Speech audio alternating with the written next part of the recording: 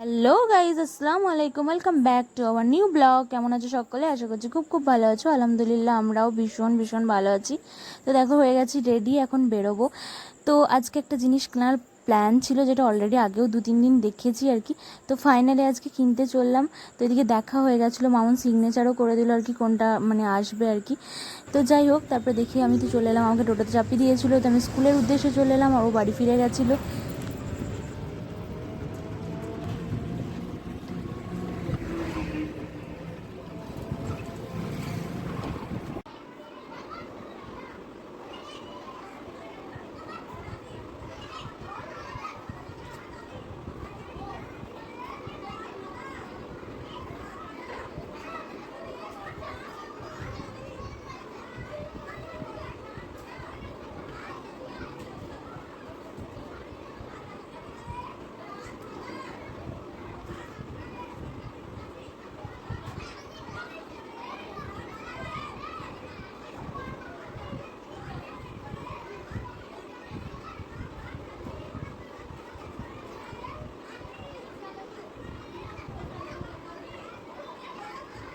তো লাস্ট তোমাদের সঙ্গে দেখা হয়েছিল স্কুলে, তারপরে ভিডিওটা কন্টিনিউ করা হয়নি।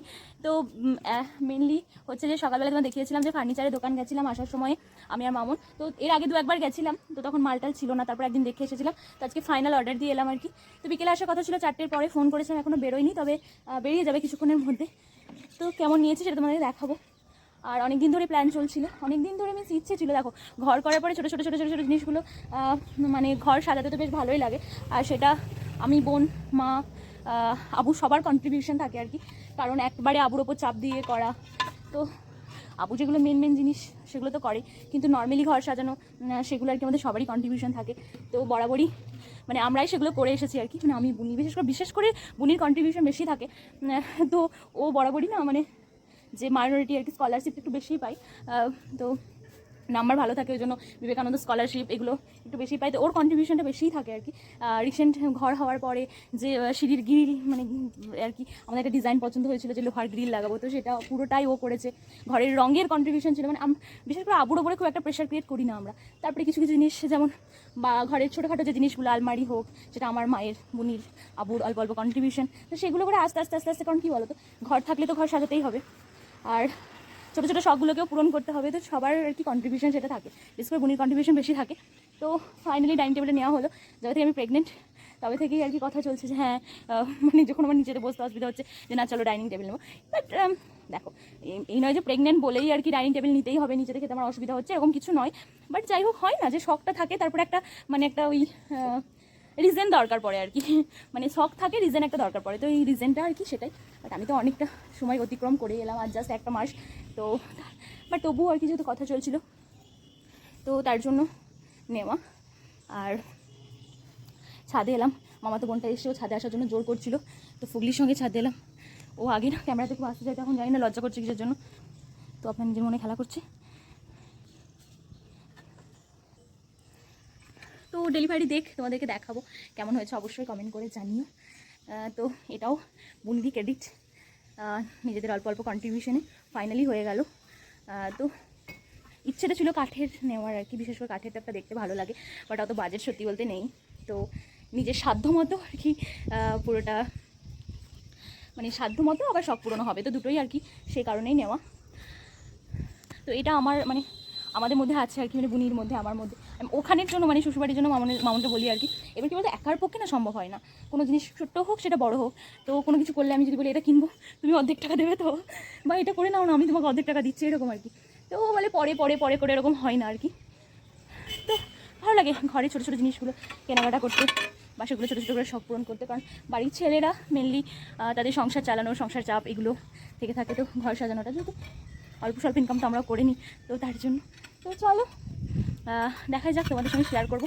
তোমরা অবশ্যই দেখে বলবে, কমেন্ট করে জানাবে যে কেমন হয়েছে। আসুক আগে। তোমাদেরকে একটা জিনিস শেয়ার করার জন্য ক্যামেরাটা অন করলাম।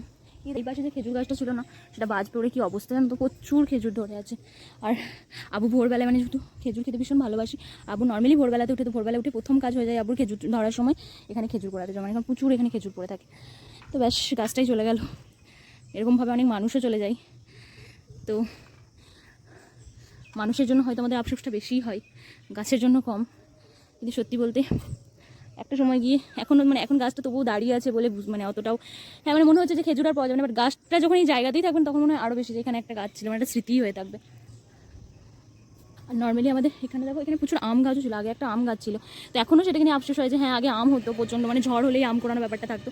আমাদের এদিকে অনেক কটাই গাছ ছিল, বাট এই সামনে বাড়ির সামনে যেটা ছিল সেটা তো আমরা বেশি মানে দূরে যেতাম না, তো আমটা এখানে প্রচুর আম পড়তো, তো মাঝে মাঝে আমের সিজন এলে না মনে পড়ে যায় তাকে যে আম গাছটা থাকলে কি ভালো হতো, বাট যাই হোক কোনো একটা রিজনে কাটা হয়েছিল ওটা। এখানে দেখো তাল গাছ আছে, নিজেদের তাল গাছ আছে কিন্তু তাল খাওয়া মোটেও হচ্ছে না, কারণ পাড়ার অভাবে কেউ পাড়ার লোক নেই যে তাল পারবে। আর আমার এত বেশি তাল খেতে ইচ্ছে করছে, আমার ভীষণ ভালো লাগে যখন ওটা মানে বুড়ো টাইপের হয়ে যায় না, শক্ত শক্ত, তখন ভালো লাগে না। তো যখন ছোটো ছোটো তাল আর কি হয় প্রথম প্রথম, তো সেটা বেশ ভালো লাগে, কিন্তু কাটার লোকের অভাবে খাওয়া হচ্ছে না। যে বিক্রি করছিল মামুন বলছিল যে খাবে, তো সকালবেলাতে একদমই সকাল সকাল তো তাল খাওয়াটা একদমই শরীরের পক্ষে হয়তো ভালো নয়, কারণ পেটে লাগবে, তো তার জন্য বললাম না এত সকালে কে তাল খাবে, আর বেশিক্ষণ কেটে রাখলে সেটা খারাপ হয়ে যায় আর কি তাল শাঁস। তো আমার ভীষণ ভালো লাগে তাল শাঁস খেতে। তালটা পাকলে যতটা আমার বিচ্ছিরি লাগে, তালটা মানে কচি অবস্থায় আমার ততটাই ভালো লাগে, মানে তাল শাঁসটা ততটাই ভালো লাগে। কিন্তু তালের বাকি যখন পেকে যায় তালটা, তখন না তালের স্মেলটা আমার ভালো লাগে, আর না তালের জিনিসপত্র যেসব হয় না যে পিঠে ফিটে এসব, সেগুলো আমি একদমই খাই না। চলো আমাকে তুলেও চলে গেল খেলা করতে করতে। তো চলো একবারে তোমাদের সঙ্গে দেখা হবে ডাইনিং টেবিল সহ, তো আসুক তারপরে তোমাদের সঙ্গে কথা হচ্ছে। দেখো ডাইনিং টেবিলের ওয়েটে ব্যস্ত তুই, কে সবাইকে দেখে কমেন্ট করছিস তো? আজকাল আসবে না ডাইনিং টেবিল, কালকে তুই তো কালকে দিনটা থাকবি, তোরও তো এক্সাইটমেন্ট কেন ডাইনিং টেবিলের জন্য? কদিন থাকবি? কালকে চল যাবি তাহলে? তাই তো ডাইনিং টেবিলে কি করবি আর? কালকে মা কাজ খাবেন, মা কাজ করবে ডাইনিং টেবিলে বসে খাওয়ার জন্য নাকি?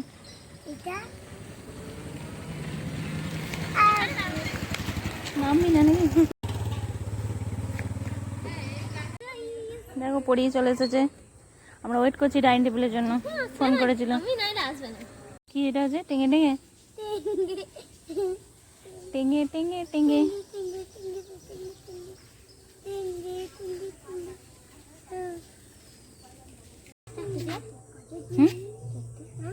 মান ছটা আছে।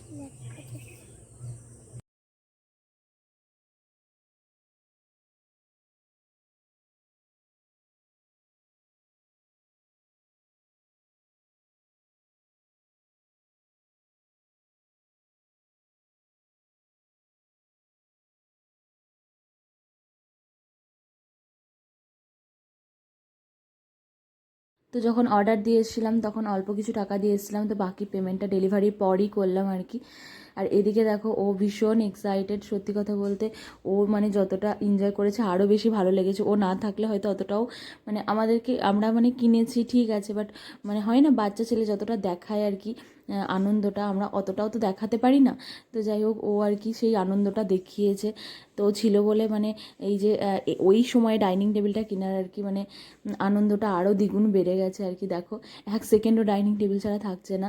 তো যাই হোক এখন মানে পুরো ফুল লোকটা হয়তো তোমরা আমাদের শর্টসে আসবে যে কিভাবে সাজিয়েছি। উনি অলরেডি অনেক কিছু অর্ডার দিয়ে দিয়েছে ডাইনিং টেবিলের জন্য, তো আপাতত এটা আর কি নর্মালি লাগিয়ে রাখা হয়েছে। তো কেমন হয়েছে অবশ্যই জানাবে। ডেলিভারিটা যেহেতু বিকেলবেলার দিকে দিয়েছিল, তো ও তো ভীষণ এক্সাইটেড ছিল আর কি। যাই হোক তো ওই আর কি উদ্বোধন করেছিল, সেটা সন্ধ্যাবেলায় খাওয়া হোক ডিনার করা হোক, আমরা কেউই এখনও পর্যন্ত আর কি। আর যেহেতু বাড়িতে কুটুমে এসেছিলো, মানে নানিজান এসেছিলো, মাইমা এসেছিলো, তো আমাদের এটা ছিল 6 সিটারের। আর যেহেতু আমরা 7 জন মেম্বার ছিলাম ওই জন্য তারপরে পরের দিন, এটা হচ্ছে পরের দিন দুপুরে লাঞ্চ করছি আমরা, তো আমরা 2 জন মিলেই করছিলাম, আমি আর নাফিসা, বাকি মামিমারা সব নিচেতেই ছিল আর কি। তো যাই হোক 6 সিটারই নিয়েছিলাম। এমনিতে প্রথমে তো 4 সিটারের কথা ছিল, বাট তারপরে ডিসিশন নেওয়া হলো যে 6 সিটারই থাক। তো চলো ভিডিওটা এতটাই ছিল, ভালো লাগলে অবশ্যই লাইক কমেন্ট শেয়ার করবে।